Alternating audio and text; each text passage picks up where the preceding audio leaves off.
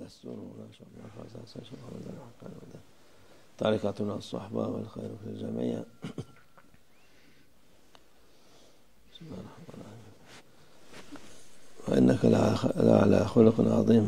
صدق الله العظيم. Allah Azze ve Celle buyuruyor.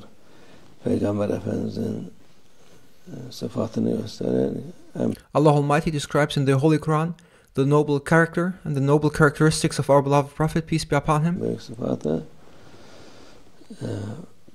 edep olarak insanların en edeplisi olan Peygamberimiz sallallahu aleyhi ve sellem. And our beloved Prophet, peace and blessings be upon him, is described as the one who has the best manners, who has the best behavior. Tarikata girecek olan da Peygamber Efendimizin yolundan gidecek. Those who intend to follow the way of the Tariqah must follow the way as shown by our beloved Prophet, peace be upon him. Tarikata o yoldan gitmezse, edep yolundan gitmezse, and the way of our beloved Prophet is the way of good behavior and good manners. Hiç tarikata girmesin. And those who do not intend to acquire good manners, and those who do not intend to show good behavior, there's no reason for them to follow the way of Tariqah. Burada söyleriz gene tarikatın tersi nedir? This should be made very clear. What is the opposite of Tariqah? Vahabilik, Selefilik. It is the way of the Wahhabi, of the Salafi. Onların da en büyük özelliği edepsizliktir. And what characterizes those extreme groups, they're characterized by not having adab, by not behaving properly, by not having good behaviors, by not having good manners. Yani bu tarikattayım deyip de edebe riayet etmeyen insan hiç yapmasın, boşuna uğraşmasın. It cannot be that one claims to follow the way of the Tariqah, but does not follow the way of good behaviors, good manners, and good behavior. Çünkü birinci kural tarikatta edeptir. The first rule of the Tariqah is adab. It is good manners. Büyük Şeyh Efendi Şeyh Abdullah Hazretleri Şeyh Nazım Efendi'ye yazdırıyordu bunu. Tarikatü kulluha adab diyor. Tarikat hepsi edeb üzerinedir. And Grand Sheikh Maulana Sheikh Abdullah Dastani told Maulana Sheikh Nazim to write this down and to make it very clear that Tariqah is based on good manners and good behavior, adab. Edep olmadıktan sonra girme. If you do not intend to acquire adab and to learn adab, then don't enter the way of Tariqah. Tarikata sen git başka yerde dolaş hiç. Go somewhere else, follow a different way if you do not want to acquire good manners. Sana lüzum etmez bu şey. There's no need for you to follow this way if you do not want to follow the way of good manners. Edep olmayınca hiçbir şeyin olmaz. If you don't have good manners, you will not have anything. Tarikattan sana fayda vermez. And you will not be benefiting from the Tariqah without good manners, good behavior. Edep nedir? Her şeyi gösteriyor edep. What is adab? What is proper conduct? What is good behavior and good manners? İzin alacaksın. First and foremost, it means before doing something to ask for permission. Kur'an-ı Azimüşşan'da yazıyor. And this is described very much in the Holy Quran. Siz bir yere gidip de girmeden önce kapıdan pencereden atlamayın. And thus in the Holy Quran it is described that if you go to a place, do not enter that place except through the door. Do not enter a house through its windows or through a different way except through its door.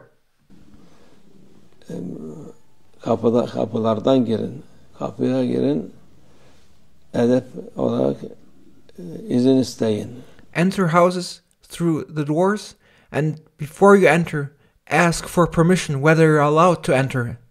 İzin verirlerse girin. And only enter then if you are granted permission. Vermezse neçin böyle bu ne için sokmuyorsun, ne için beni buraya koymuyorsun diye durup da milletin ev sahibine kavga etme. If you are not granted permission, then do not argue with the owner of the house and do not have a discussion or argument about why you are not allowed to enter. Başkasıyla kavga etme. Don't quarrel with people for not having been allowed to enter. Sen izin vermezse You may enter if you are granted permission, and you shall not enter if you are not granted permission. hiçbir mazeret bile olmasa çekip gideceksin. And you do not need to be explained why you are not allowed to enter, and even if there is no specific reason and you are not granted access to enter the house, then you are not allowed to enter. Yani şey olarak zorla girmek olmaz. It is not permissible to enter a house by force. Edep üzerine değil, This is not good manners. This is not adab. her şeyde ya alacaksın, vereceksin, ne olacaksa hepsi başkasının yeriyse, başkasının malıysa izin isteyeceksin. In all our interactions and in what we do, we must be always very careful and cautious about what we do and with what we interact. If something belongs to someone, then we cannot use without asking. We must always ask for permission first if something is related to belong to someone. Vermezse hiçbir şey yok onun. If you are not granted permission, you may neither use nor enter a place or something. You must first be granted permission by the owner. Sen zorla yaparsan sana günah olur. Because if you do something by force without you being entitled to do so, then that is considered to be a sin. Emre muhalefet etmiş olursun. And then we will have opposed the order of Allah Almighty. Yani bu tarikatın dünyada en güzel yoldur. The Tariqah teaches us good manners, good behavior, and good conduct in our interactions, in worldly affairs too. İnsanlık için bir nurdur. And thus the Tariqah is a beacon to guide people towards good character for all of humanity. Ona uymayan fayda değil de zarar görür. And those who do not follow the guiding light of good manners as shown by the Tariqah will not be obtaining benefit. Instead, they will just be harming themselves. Allah yardımcımız olsun hepimizin. May Allah Almighty support and help us all, Edepli olalım inşallah. so that we may be good-mannered and well-behaved. Amin. Peygamber Efendimizin sıfatıdır. O sıfata Because good manners, good behavior, good conduct is what characterizes our beloved Prophet, peace be upon him. biz de bürünelim inşallah. And may we also follow this example of good behavior as displayed by our beloved Prophet, peace be upon him. Amin. Allah tevfik. El Fatiha.